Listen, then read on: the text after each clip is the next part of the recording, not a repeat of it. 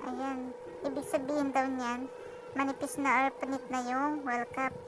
Kaya wala ng kapit ang preno.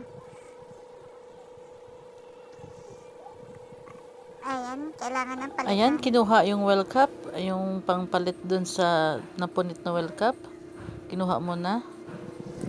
Ayan, okay na. Tinanggal na yung gulong.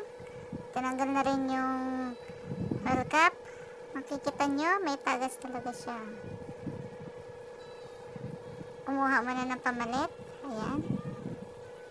Ayan yung pamalit. Ay, hindi pala yan. Makapal daw yan. Nakita niyo itsura, ganyan pala yan, guys.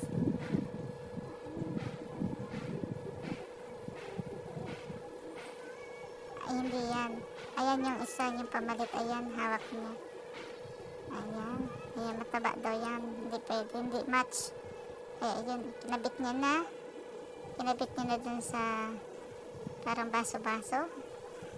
Kabitan na ang wheel cap. Kinabit na. At ikinabit na rin doon sa isa. Sa lalagyanan niya. Ayan, ganyan lang guys. Kakabit, ganyan lang yung trabaho niya. Pero kailangan matrabaho talaga. Ganyan lang yung sira. Tatanggalin mo talaga buong gulong. Ayan. Pinigpitan. Ayan. Okay na. Wala ng tagas. Nesting.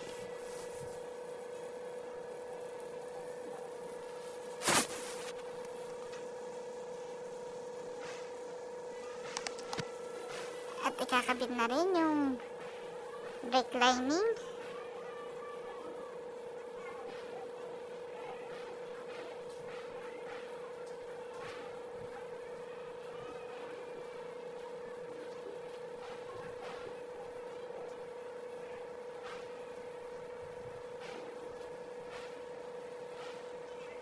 Ayan, tinitingnan lang kung may tagas pa. Wala na. Next, inisprayan ng tubig para mawala yung mga natutuyot na mga langis. Para medyo malinis-linis naman. Ayan. Inisprayan mo na. Tubig. Ayan. Ganyan guys. Pagkatapos niyan, ikakabit na yung brake lining. Ayan guys, matapos i-sprayhan at pinunasan, ibabalik na yung brake lining.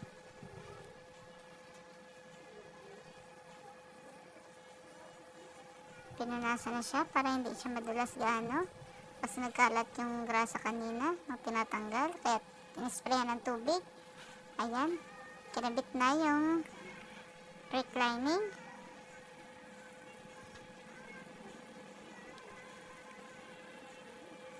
Kailangan sakto sa pagtanggal niya kanina. Ganon din ang pagkabit niya. Para safe, hindi makalas ang gulong.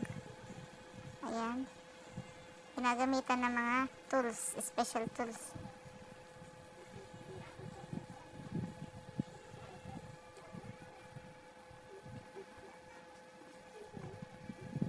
Ayan. Ingat-ingat lang. Pagka nag-ano, ingat-ingat.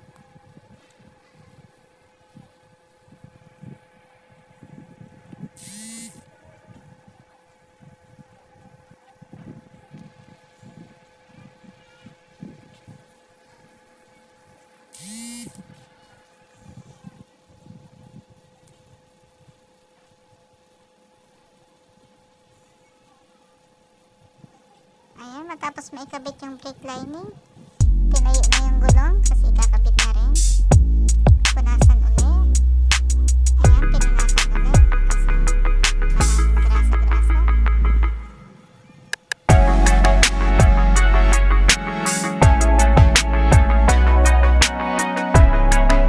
Maraming grasa-grasa. Ayan, maganda na. Malinis na. Wala na siyang tagas. Lalagyan na ng panibagong grasa uli. Ayan. Parang ini-spray-spray lang yung grasa. Ayan, lalagyan. Panibagong grasa kasi nilinisan kanina, di ba? Ayan, paikot lang dun sa may parang ano, sa salpakan ng gulong.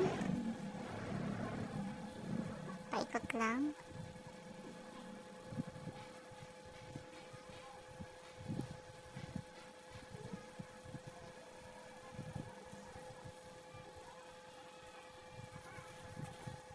Ayan, ilalagay na yung gulong. Ingat-ingat lang sa paglagay ng gulong, baka maipit. Kailangan may diskarte ka din. Ayan, mag-isa lang siya pero kinakaya niya lang. May diskarte lang siya. Ayan, isalpak na yung gulong. Maglalagay na uli ng pang-lock, yung pin lock. Ayan, inilagay mo na yung parang bearing. Ilagay yung bearing, yung tinanggal kanina. Tapos lalagyan ulit ng grasa yan. Parang safety. Kailangan mahigpit. Ayan, pinunasan kasi masyadong madulas.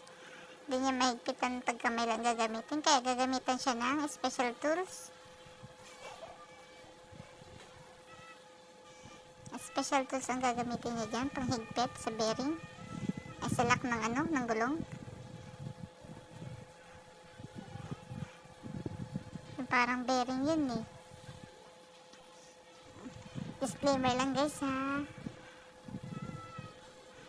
Hindi kasi nagsasalita yung ating ano. Ayan, ginamitan niya yung special tools. Yan, panghigpit. Kasi masyadong madulas. Kasi maraming grease, diba? Maraming grasa. So, kailangan ng tools.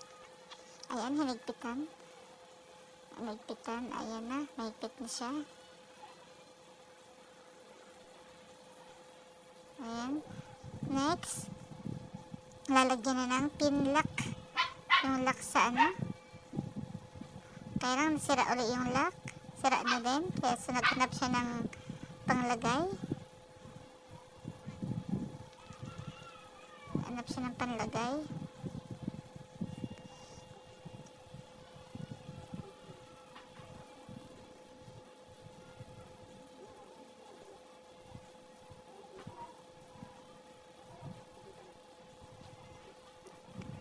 Ayan.